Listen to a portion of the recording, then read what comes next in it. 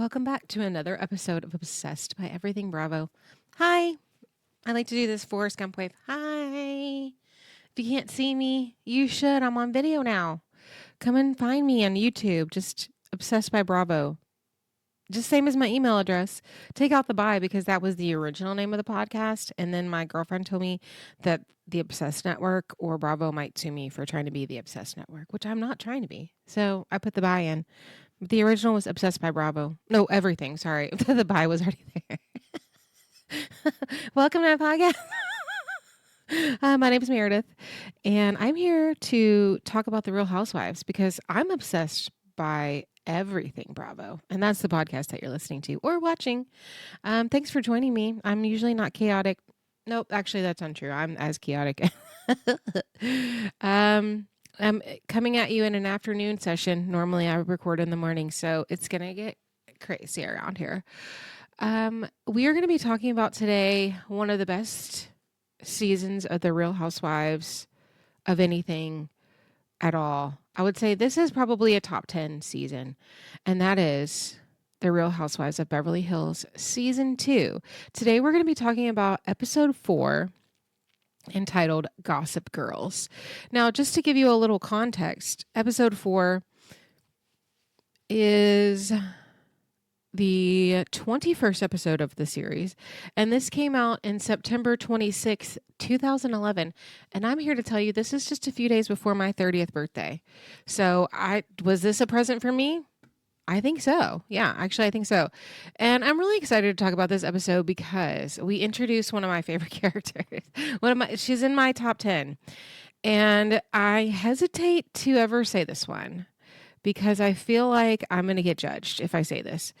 And what I'm here to tell you is at this time, she was my favorite. I don't know if I feel that way about her now.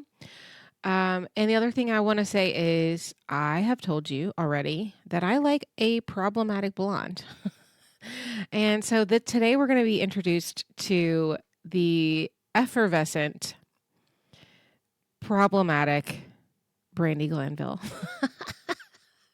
And I can't wait. And honestly, I think one of the reasons that she's my favorite is the way in which she was treated during this season. She was definitely bullied, like no doubt about it. She was bullied. They treated her like absolute dog shit. And we'll see. So let's get into it with Gossip Girls episode 4. So we left off with the most intensive cliffhangers. Was Kim going to make it to the private airport so Adrienne could go see her basketball team that she's now begging what I'm assuming is the community to pay for a new basketball court place so they could watch?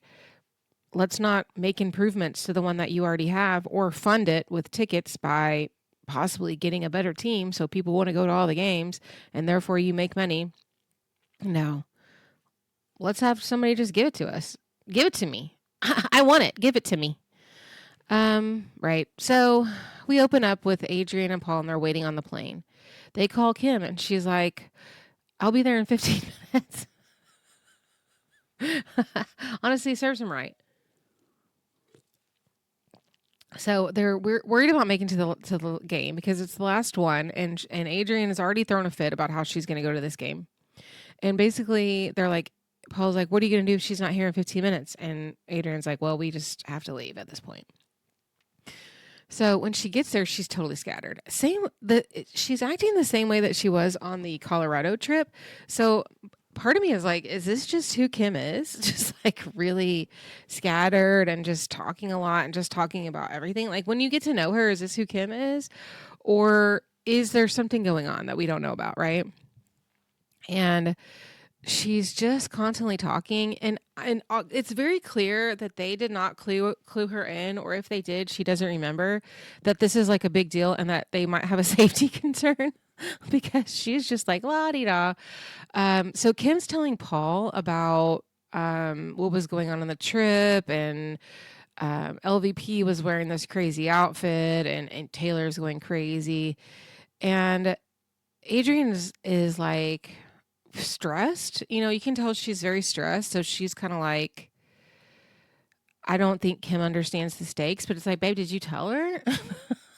I don't think she understands the stakes either. So the whole thing is very strange. Like just the whole interaction is very strange. Paul is over it. He's been over Kim basically the entire time. Like he was over it before she even got there. And he doesn't want to even go to this thing. He's just getting very frustrated. It's the whole interaction is very strange. And now that I'm talking about it, I'm starting to think maybe Kim was acting like that because she felt tension and she is uncomfortable with tension, and so she was trying to break it. Um, I don't know. So for those of you watching, I did just put on some lip stuff. Normally I would pause for that, but it's hard for me to pause the camera and the audio because I probably need a remote or something. But I started taking Accutane. Does my skin look beautiful? But it dries me out, and the fact that it's also winter on top of that is just I'm cracking. I'm just everything's cracking. Anyway, so Kyle is at home with her assistant. Oh my gosh. Now, her assistant Justin, you know what? I forgot to look this up. He is like some kind of commentator now, and he is now working at Peacock. They're doing I saw him and I was like, "Oh yeah, that's Kyle's assistant." They're doing some kind of football thing because Peacock obviously NBC, they have NFL nights, and they had a thing at BravoCon because I was like, "What the fuck is football doing here?" And it was fun because I got free stuff at their booth. Actually, I got these. Oh wait, not that. Well, it was that, and it was like these eye masks and stuff, and I was like, "Oh shit, I'll take anything for free." But it was like this football stuff, and I'm like, "Why is football here? Like why?" this is for girls, okay? So yeah. Anyway, if you recognize him, he was an commentator, and he's doing this football thing for Peacock. I'm not sure exactly what it is, and I don't care. But a long time ago, he was also Kyle's assistant. So Kyle refers to him as her lady sitter. That makes me laugh. So, long story short, she is planning a cocktail party. It's a charity party for the Lollipop Theater Network, which raises money for kids with cancer. And so they're planning a charity party. Okay. And then she's talking about all the donations because they're going to do a silent auction. It's giving Leah Black, and not really that at all. But she's nervous about calling to get donations. So she wants to call Lisa and to get a donation, like for a free dinner or whatever. And she's like, "Can I just get like two, like a gift certificate or something?" I don't know exactly, for 2 meals at Villa Blanca. And she's like, "Darling, why don't you have 4, 6?" and Kyle is like, "Oh no, I don't want to be greedy. I'll just take 4." Which I don't know what that's worth. Like, how much do you think like $100? I don't know. Um, anyway, now we go back over to Adrienne and Kim, and they are arriving in Sacramento. And Adrienne, everybody's very nervous, and she says the whole issue is like super exhausting. She says the main issue with the team, moving the team, is that they need a new arena to be competitive. Again, buy it. What the fuck are you complaining to me about? And so Kim is like, I guess she's like, "Well, what are we getting ready to walk into?" And the security guard, I mean, that should tell you something that you have a security guard with you. He says, "Just be prepared for anything and stick by me." What are you going into a war zone? Like, what the fuck is this? And Paul is getting really frustrated with Kim because she's being annoying, but also not taking it super seriously. And then they're starting to get closer to the arena, and there's like signs painted, and people are protesting with like posters. And so Adrian's starting to tear up, and it's like, you don't have to sell the team. What the fuck? Or you don't have to move the team. Why don't you just sell it? And that's actually what ended up happening. I did look this up because I was curious. I'm like, who owns it? They sold it to somebody. I can't remember. His name was Vivek, because I was like, Vivek Ramaswamy, but it was some other guy. But he's like a local. He started some kind of tech company. And so he bought it in 2013. So this is approximately, 3 years after this was filmed, 2 to 3 years. So he bought that and kept the Kings where they are. I don't know if they got a new stadium or arena, but they did sell it. So it was, I guess it all worked out for the people of Sacramento that really care about the Kings. For me, I didn't think Sacramento was like that big of a city to support a full NBA team. I know, like in Kentucky, we don't have any professional sports team. We actually have soccer now. We have a pro soccer team, which they're really good. They've won several like championships. I don't know, and we go to see them. But now we're also getting like a semi-pro football team in the spring, so I know we'll go to see a couple of games because obviously, but we have never been able to get any kind of. We have a minor league baseball and then soccer, and now we'll have like a minor league football. But yeah, Kentucky is not wealthy enough or have enough people that have enough. I mean, there's some people that are wealthy here. There's people that are wealthy everywhere, right? But not enough to support a football team. And so we could go to Indianapolis, Cincinnati, or Nashville, I guess, which I'm a big Bengals fan. And after me just talking about how terrible football, only because they built for my college, they built our stadium and they built dorms and they did their spring training there for a long time. They don't anymore. I don't know where they go. And so I was always just like, okay, well, I'm a Bengals fan and my husband's a Steelers fan and then my son is a Ravens fan. So we play all the time. But the Ravens were coming down to see the Bengals this past week. And months ago, I was like, okay, we're going to be done with football and we're going to be done with this and that. Maybe we should, for Christmas, get tickets for our son. My husband's like, no, it's going to be cold. And I'm like, it's going to be cold. It's going to be like 50 degrees. It doesn't get that cold in December. It was the coldest game that Bengals have ever played. We did not get tickets because I had to work that weekend. It ended up just being like, this thing. And so my husband didn't want to because it was going to be too cold. So we didn't. And now I'm glad. But anyway, yeah, we've never been able to have a pro basketball team, pro football team, pro nothing. So, for Sacramento to have a pro and like LA has a bunch of stuff. And then, like Oakland had stuff, San Francisco has stuff. I feel like San Diego has teams. I'm just like, there's a lot of people that live in California, I guess. Okay, now we go back over to Sir. They have decided that they want to expand to the next place. And Lisa and Ken meet with Guillermo and Natalie. And long story short, this conversation is basically just about I'm telling you that adding on this extra space is going to create a lot of work for you. And basically, Lisa's like, we're at the part of our career where we're not taking on the extra work and we're not staying till 2 a.m. And I just want to make sure you're okay with that because I don't want to like leave here at 8 p.m. and then you get mad at us that we are not staying for another 6 hours because we're not doing that. And they're like, okay, we're fine. Okay, that was that conversation. And they still have a good relationship. Like I said, the new Vanderpump is airing right now, and it's all it's Guillermo and Natalie are still there. Then we go over to Kyle's, and Taylor is stopping by. And she said that she woke up today and there's an article in the press about her marriage. Taylor tells us that she came home from the ski trip and Russell and her have decided she should not be talking to her friends about her marriage. And now there's a gossip blog site sharing bits about her marriage. She sits down with Kyle and they're kind of reading through this and it says, Taylor's a sweet girl, but we are worried. She is not acting like herself.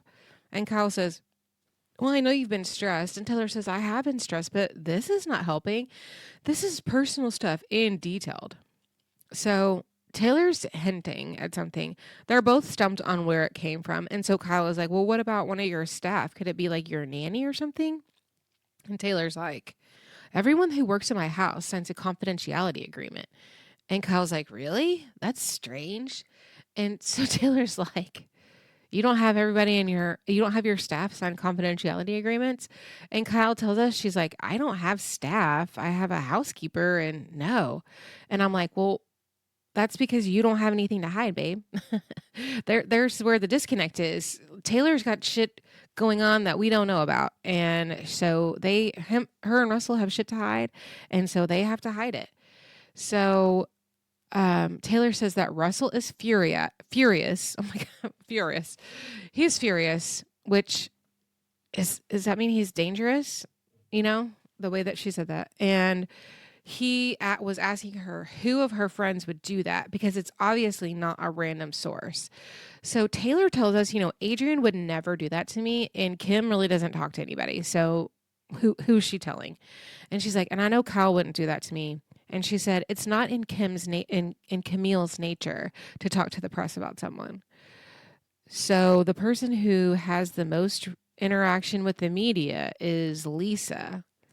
Ugh. And Kyle is like, you know what? This has happened to me before, and I know someone who can get to the bottom of things. Okay, so I just want to pause here so we can put a pin in that because this is something that's going to come up over and over and over again, and it is Lisa talking to the media. Now, personally, I think she does talk to the media. I think we've proved it.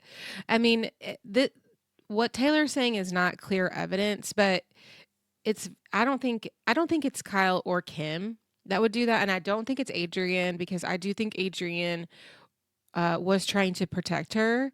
I don't if she's trying to protect her in one area, not going to go and,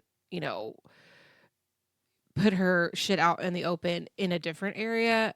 Now, Camille, I don't know, to say that it's not in Camille's nature. I mean, there's a lot of shit about Camille that you guys don't know, No, I'm not saying that it's in her nature.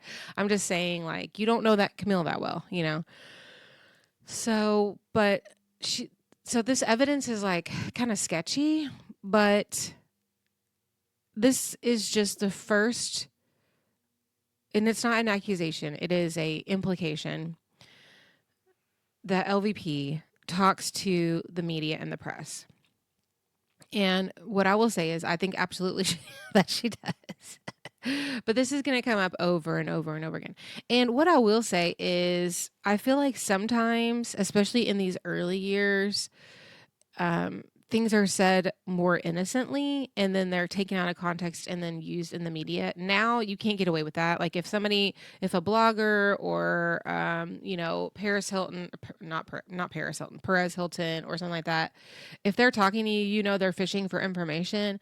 But I feel like for instance, remember in OC when Gina was saying all this stuff about Tamara in the press and she would be like, well, they would call me to ask about me. And then they would slide in this one question, or whatever, and then I'd answer it, and then that's the only thing that they printed. And I was talking to them because I thought they wanted to talk about me, essentially. And so it could be this type of thing where, I'm here talking about XYZ, and then they say, well, what's going on? What are you filming? What are you guys doing? And they're like, yeah, we're filming and we just went on a ski trip and everything was good. But Taylor, she really worried us and, she's lost a lot of weight. So we're all kind of concerned about her. And that's like all you say. And then that's what they print. I think, and this is me in my Libra nature trying to give Lisa the benefit of the doubt in this time. Now, okay. Now, here's the thing. 5 years from now, that's not going to fly because we know how it works. But I feel like maybe there is a possibility that it was unintentional.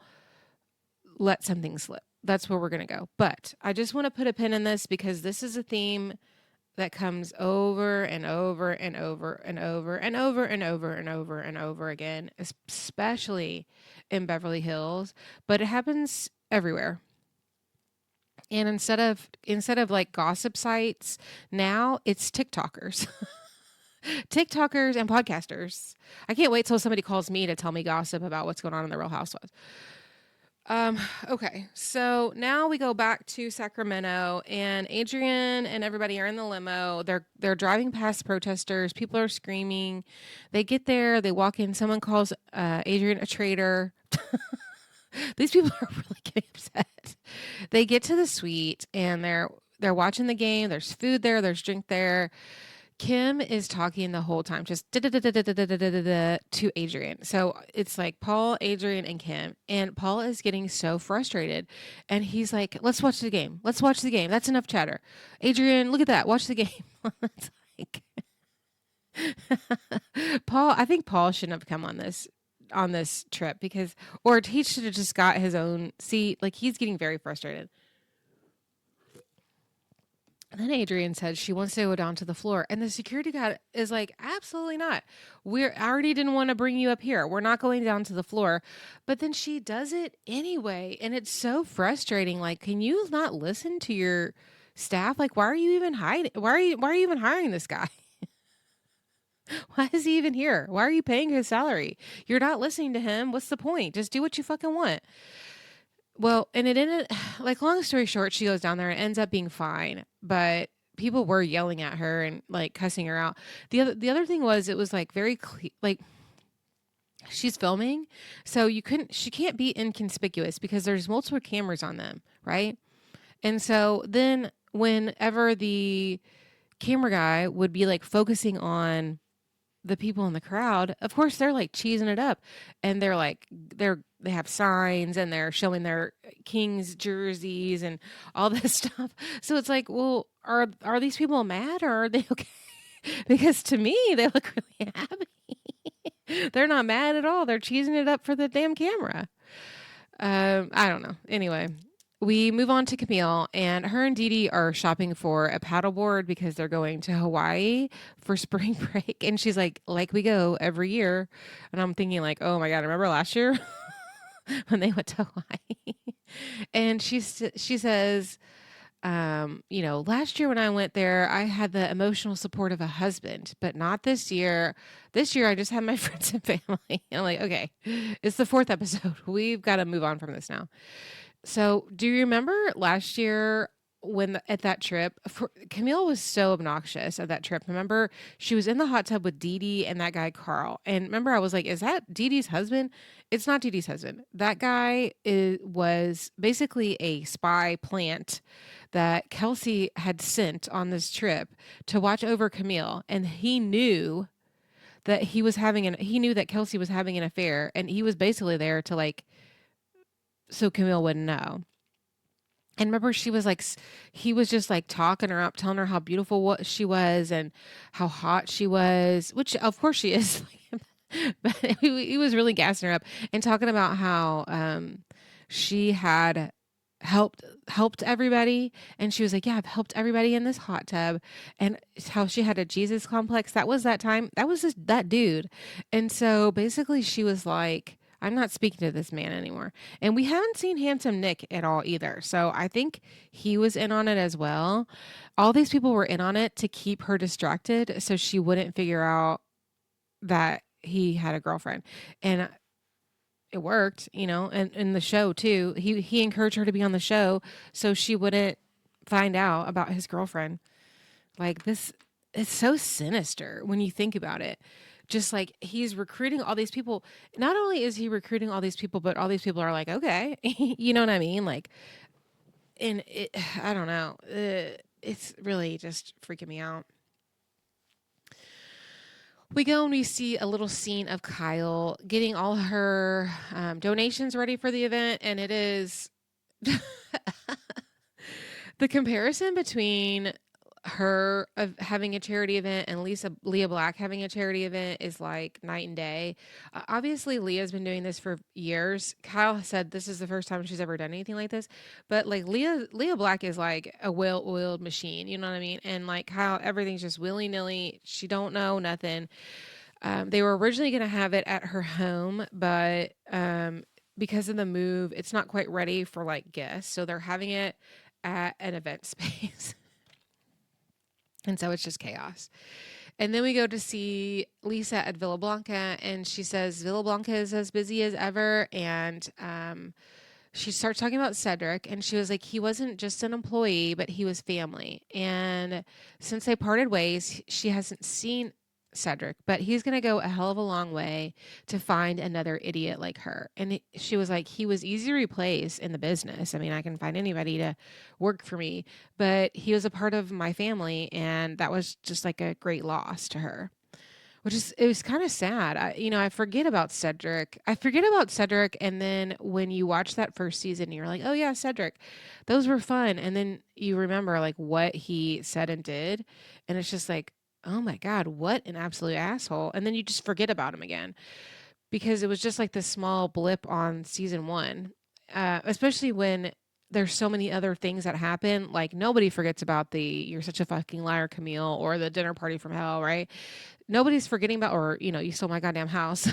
Like nobody's forgetting about that. But Cedric, don't out of sight, out of mind, baby.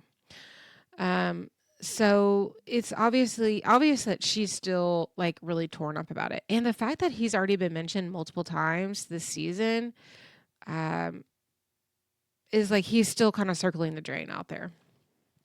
Now, we're starting to prep for Kyle's event. So that's going to be like the big event of the episode. And her party planner, Glenn, my favorite, is there. He's always so sweaty. I love this guy. And Kyle always has really interesting parties. So I wonder. I wonder what he's doing. But so they're running around this event space, and it ends up being a place that Glenn owns, like downtown somewhere. I don't know. And Kyle tells us that Camille's going to be in Hawaii, and Kim was too tired from her Sacramento trip to come. You mean her day trip to watch a basketball game? She's too tired. This shit is so funny. Like, is she just not want to come because she's still mad at Kyle? She didn't want to come to a charity event, but she'll go to a weekend trip. I don't know. Kyle's really stressed, and she's just like running around. So then Glenn just hands her a margarita, and he's like, "Here, drink this." Which is another reason I love Glenn because he like knows her so well. And also, this is just like another reason I love Kyle because Kyle is so loyal to her friends, her party planners. Like they have worked together so much that he knows her so well that he can just be like, "Here, have a margarita." And I don't know anybody other than her sisters, but I don't know anybody that um well, I take that back. I don't know anybody that's not like show related that distances themselves from Kyle. Um, like friends that she's had for her whole life. Whereas there's some people like Danielle Staub who has nobody. Do you know what I'm saying? She has to like hire uh, thugs to be her bodyguard and to film with her because she doesn't have anybody and there's nobody in her family and nobody in her life that she can bring out. And where somebody like Kyle has tons of people that are always there, still friendly with her, all that. Okay, so now we go to the party. And friends are starting to get there. Lisa and Ken show up, and as they're walking in, Lisa tells him, "Look, don't say anything about therapy, or maybe just don't say anything about anything."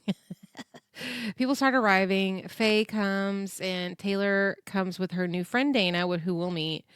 And then Lisa and Taylor talk a little bit, and she says, "Taylor, you've lost so much weight." So Taylor then pops in to tell us, that article that was leaked had a lot of info about weight loss. And it's a topic that Lisa keeps bringing up whenever I talk to her.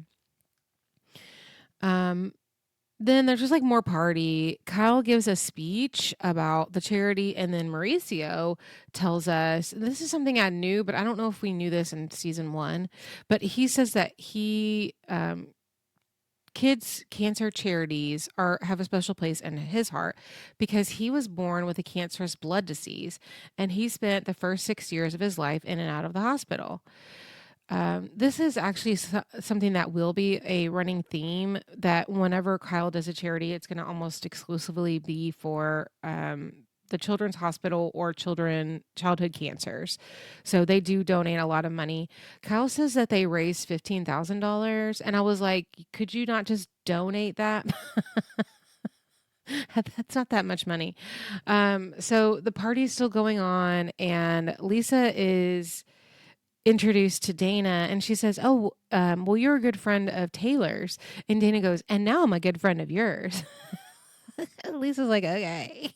I don't know you. And then Lisa says that she's seriously worried about Taylor. And she tells Taylor, look, every time I see you, you're crying, you're losing weight.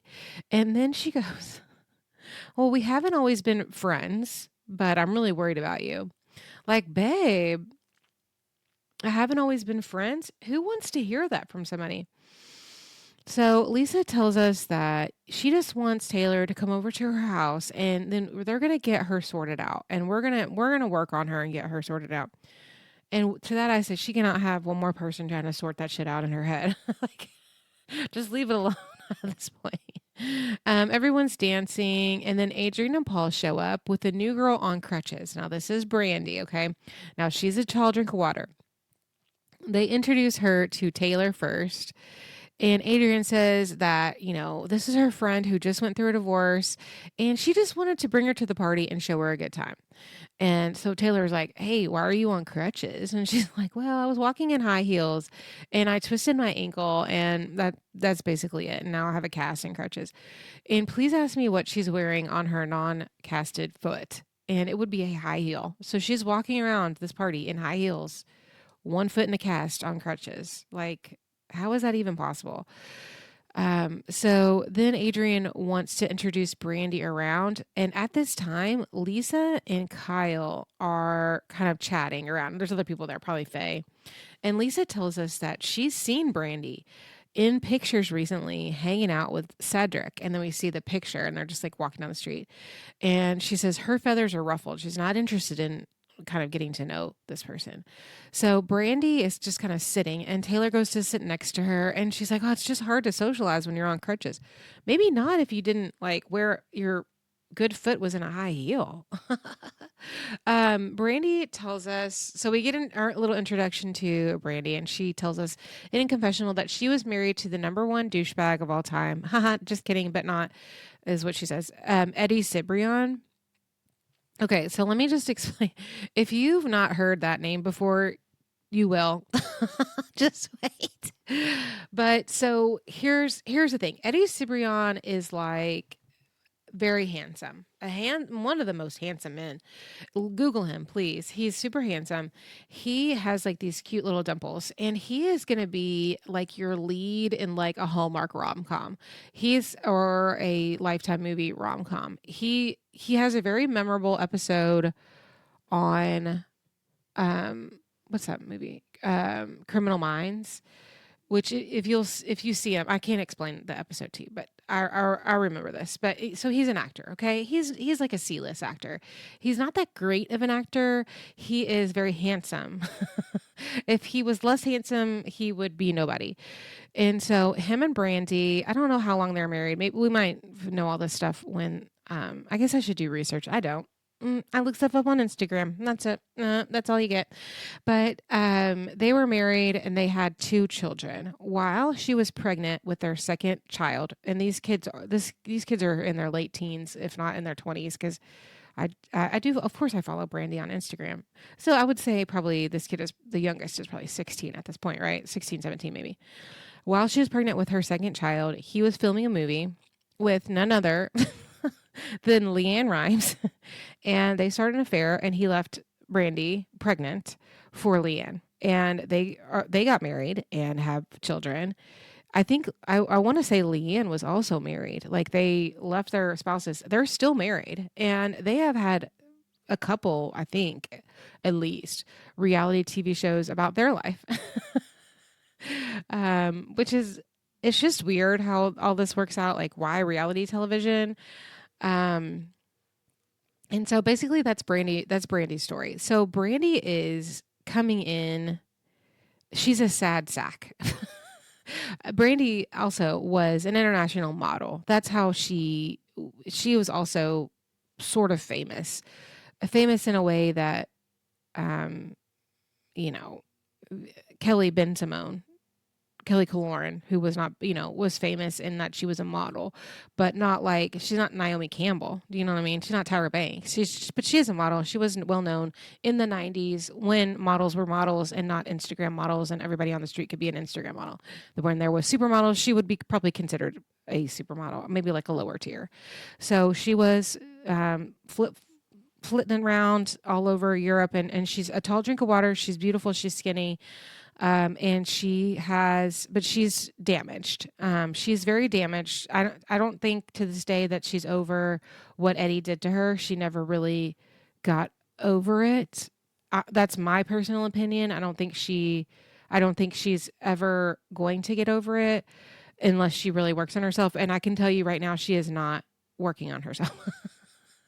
Just look her up, see what she's doing right now. But that's her. So we'll probably learn more about all that as we go on. That's just what I can spout off the top of my head. So Taylor's sitting there talking, and she's like, "Hey, you know what? Basically, you've been cast. So why don't you come to my birthday party?" And so Brady's like, "Yeah, of course. Thank you for the invitation." And Adrienne tells us, that Brandy likes to speak her mind, and she doesn't know how the other girls are going to feel about her attitude.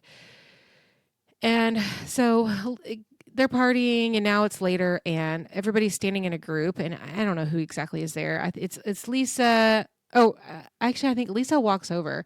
It's like Lisa, Martin's there, Paul, and Brandy. And Lisa is just like kind of nonchalantly, "Am I mistaken? Are you friendly with Cedric?" And Brandy confirms she is. She was like, "Yeah, we used to model 15 years ago." And Lisa says, "Well, I've seen you in a picture with him recently." And she's like, "Yeah, I'm friendly with him." And Brandy tells us that, Lisa tells us that she doesn't want to have anything to do with a friend of Cedric's. And Brandy is like, "Oh my God, did I just cross into enemy territory?" And she's like, "Just because I'm friendly with Cedric, that doesn't define who I am. Like, I just know him." So then Taylor goes to find Kyle, who's sitting at a different table across the room, but within eyesight. She's sitting there with Faye, and she's going to ask about Brandy. And Kyle's like, "Well, her husband left her for Leanne Rimes. That's her claim to fame." Which is such a bitchy thing to say. After the way I explained it, and it's like they had an affair while she was pregnant, and she's still not over it. And for Kyle to be like, "Her husband left her for Leanne Rimes. That's her claim to fame," is not great. I mean, very mean girl. Kyle tells us that all of them were feeling very defensive for Lisa over Cedric. Like they knew that this Cedric thing was. So that tells me that this person was cast and they all knew that she was coming. And then they call Paul over to grill him, and he tells us that younger and prettier women are often met with jealousy, which tells me that Paul thinks that Brandy's prettier than all of these women here, which is like, okay, why are you saying that? And then Paul asked if there was bad blood, then why is Lisa over there talking to her? And I'm like, Lisa is trying to get information from her. And Kyle says, "Well, you got to keep your enemies closer." Then we go to a commercial break, and we find out, gentlemen, that Kyle wanted Taylor to go see. And it's this guy named Elliot Mintz. And it's this little short blonde guy. I don't know what he's giving like Capote vibes. I don't know why. I feel like he's some kind of journalist, like maybe like a journalist who covers like the stars or something, but like a true journalist. He's always in the background of these parties. He is here, there, and everywhere. I forgot what his name was, but we're gonna call him Capote. We're gonna call him the living Capote because that's just like the vibe that he gives me. So Taylor goes up and talks to him and is basically like, "I feel like someone in the group is maybe sharing information that I would not want to get out of there." And so he's like, "Okay, what you need to do is you need to cut the head off of the snake." And he says all this stuff and just like in this really cryptic way. And he's like, "You need to ask direct questions. And instead of listening to their answer, because they're going to lie to you, you want to listen to their tone of voice. I am not a crook. I did not have sexual relations with that woman." I'm like, "Babe, why are you using like 30-year-old metaphor? This is 30 years old, 15 years ago." There's nothing more recent about somebody lying about something. So Taylor's like, "Okay." And that was like the little interstitial scene. So that was really funny. So then we go back to Lisa, and she tells Martin, she's like, "Did you know that Brandy knows Cedric?" And Brandy's like, "Well, we're friendly. We're not like best friends. I know him. And by the way, he's never said anything bad about you." And Martin was like, "How could he say anything bad about her? She let she let him live in her house for 2 years. Took him on vacation, let him drive her cars. Like, how could he ever say anything bad about her? Oh, you're so nice. You gave me money and took me on vacation." And then Brandy in a confessional is like, "These people need to move on. What is she, like 60 and still worried?"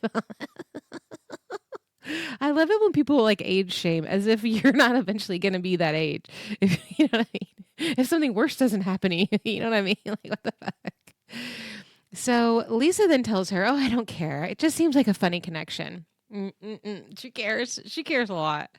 So now, also Dana has been in this conversation with Brandy, and she some point at this point she's left and she's gone up and she's gone over, and now she's sitting with Kyle, Taylor, and Faye. So it's Kyle, Taylor, Faye, and Dana, and they're sitting around talking and laughing and making fun of Brandy within eyesight of Brandy. Brandy can literally see them, and she goes into a confessional and she's like, "Friendly gals. I guess in this group you get what you give, and guess what? I'm a really good at being a bitch." And you know what? Now you might understand why I have a soft spot in my heart for Brandy Glanville, because I also am very good at being a bitch. Only if you're a bitch to me, though. You know what I'm saying? So that is the end of the episode. Just lots of stuff happening. Lots of stuff happening. Taylor, beyond whatever is going on with Taylor, now she's implying that Lisa's either talking to the media or selling stories to the media. Now we have this introduction of this new character that nobody really likes except for Adrienne and Paul. But Adrienne is not in these conversations like defending her at all. And I have a hard time believing that Adrienne would. I think Adrienne would shut down a conversation. I don't know if Adrienne would defend Brandy in a conversation because she just never has for anybody else. Why would she start now? I don't know. This is interesting. I have not watched the episodes moving forward, but what I can tell you, because it comes up in the next timeline, is Dana Wilkie does one of my absolute favorite lines of Housewives. I can't wait till we get there. I think I have made art. I know that I say this so flippantly, but I do make Housewives art, or I have in the past, and I have some printed out, and I should probably put it back here so that way it can like decorate the space that you're like staring at. But we just did this wall this summer, so I'm kind of like, I don't really know it's got a ledge on it, which obviously you can't see the ledge, but I originally got it for the ledge. And now I'm like, okay, well, since now this is my recording studio, this little small corner in my bedroom, should I just decorate the shit out of it or not? You know what? If you have thoughts on if I should decorate this part, leave me a comment somewhere and send me a message. I would love it. But anyway, that is the end of the episode. So thank you so much for listening. I hope you have an amazing week. This is coming out Christmas week, so I hope this is your Christmas present. Or if you have a lot of time, this is what you're spending extra time wrapping presents. It's, oh shoot, I have to do that. But et cetera, et cetera. You're spending that time listening to me, because I would really appreciate it. And while you're doing that, if you could just take a few moments to give me a rating and review, subscribe to the podcast, subscribe to the channel. And if you're feeling extra generous in this holiday season, you can always donate on my Buy Me a Coffee link. Thank you so much for listening. I cannot wait to get into the next 4 episodes because it's just going to get better and better until it doesn't and it's over. And we have to talk about Orange County again. Oh, God. Oh, I don't know why I said that and ended this on a good note, but happy holidays. I hope you enjoy your holiday season. And if you're watching this not in real time, then happy today. All right. Thanks so much for joining me. We'll talk to you later. Bye.